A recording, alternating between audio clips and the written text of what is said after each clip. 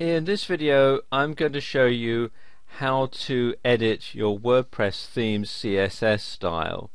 Now there are thousands upon thousands of themes for WordPress available online, and I'm sure you'll find one that sort of fits your needs, but no matter how hard you try, I'm sure you'll find that whatever theme that you decide to choose for your blog, there's going to be something about it that you might like to change. You might like to change, say, the typeface, or you might like to change the picture that's on there, or some of the layout and so on. And if there is something about your WordPress theme that you'd like to change, this is how you do it. What you have to do first of all is to make some changes to the permissions of the CSS page, the CSS style sheet, so that you can alter it. And you do this either by using an FTP software package like FileZilla, or you can use the file manager settings on your control panel, either on cPanel or, as in this particular site, it uses extended control panel. And you need to look for where the theme that you are going to edit is stored on your server. And in this particular one, it's in public HTML blog, WP-content themes, and then the theme that I'm going to edit, which is 2010. And you want to scroll down until you find a page that is called style.css.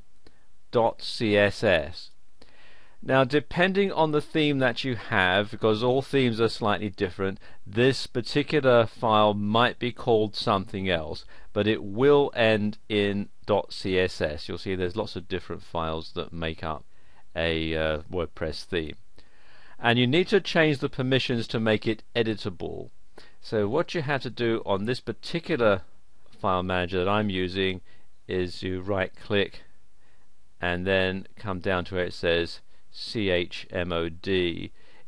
If you're using a different type of FTP software, then you should refer to the instructions for how you change the permissions. And you want to change the permissions to 777. And this means that it can be read, executed and written by everybody. Some shared hosting packages won't allow you to change your permissions to 777, in which case you should contact the administrator and ask him or her which permission set you can use to do this. I've got it set to 777, so I'm going to click on Save. And there you go, you can see that is now changed to 777. Okay, so I'm coming back now to the dashboard, and we're coming down to Appearance, Themes. I've got the current theme selected, and then I come down here to Editor and click on that link there. And this window opens up, and you can see the various templates that come included with the theme. Make sure that the theme that you're going to edit is the right one, and you can choose them from a drop down menu, but we're going to keep it here on 2010. Okay, first thing, very important, you need to save this, because once you've committed yourself to changing it, that's it, you can't undo it. But if you already have it saved somewhere else, you can simply restore it back to the way it was, back to the default setting.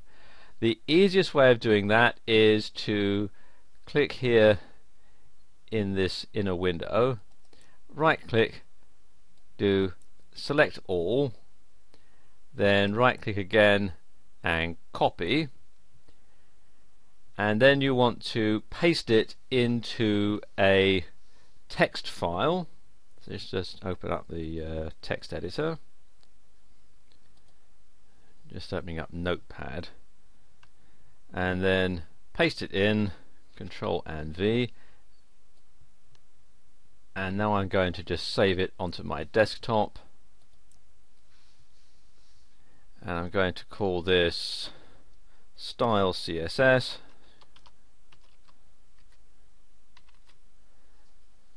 and then just save that. Okay, that's saved now, and I can close that down. Alright, this is the CSS style sheet. If you're familiar with CSS, it should be quite easy to follow. If you're not, it can look a bit daunting, but it really is actually quite straightforward. At the top here you'll have some information about the style sheet. You don't really need to worry about that. None of this is going to need to be changed, and in fact sometimes with the license, like for example if it's under a GNU public license, then you must leave this as it is. This is all part of the terms and conditions. And if I scroll down here a bit, you can see all the different things that there are.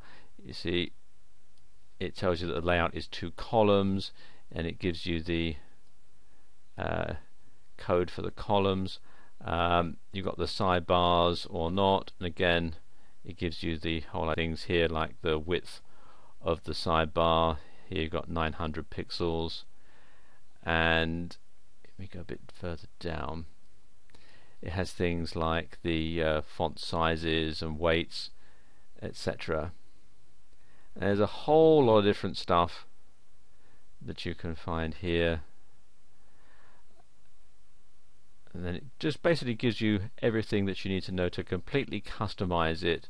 For example, you change the background colors. This is the hexadecimal code for the various colors that you have. The margins, for example, here you've got 20 pixels for the margins left and right, and padding and so on. And if you want to make any changes, all you have to do is just simply type them in. Like, let's say I want to make the left margin 10 pixels, and we'll make the right margin 30 pixels to compensate. I can simply do it just like that, and then when I've finished making all my changes, I can come down here and click on Update File, and there you go, it says the file has been edited successfully. After you've finished editing, you should go back into your control panel or to your FTP software and change this permission back to 644, and this will prevent anybody from hacking into your style sheet and changing it in a way that you might not want. CSS is quite an involved subject, so if you'd like to learn more about it, there are lots of resources available online. Just do a search in Google for free CSS tutorial and you'll find quite a number. As you can see, there's about 13 million according to this search result here. There are some that you have to pay for, but there are, as you can see here, quite a lot that you can get for free.